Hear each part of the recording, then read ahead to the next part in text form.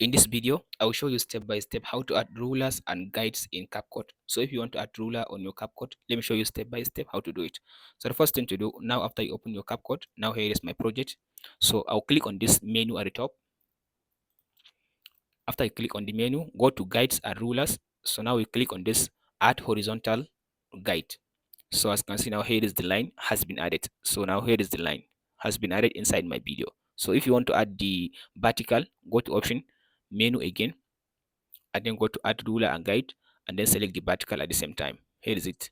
So after I select the vertical, now here is vertical ruler and here is the horizontal.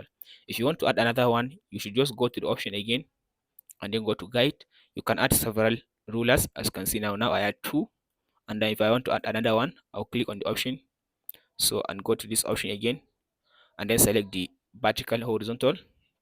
So you can add the ruler according to your own desire. So now if you want to remove them after you finish your editing, you click on the option again and then go to guides and rulers, so and click on this clear guides. And that's it, guys. If this video helps you out, don't forget to like, subscribe. We'll meet in the next one.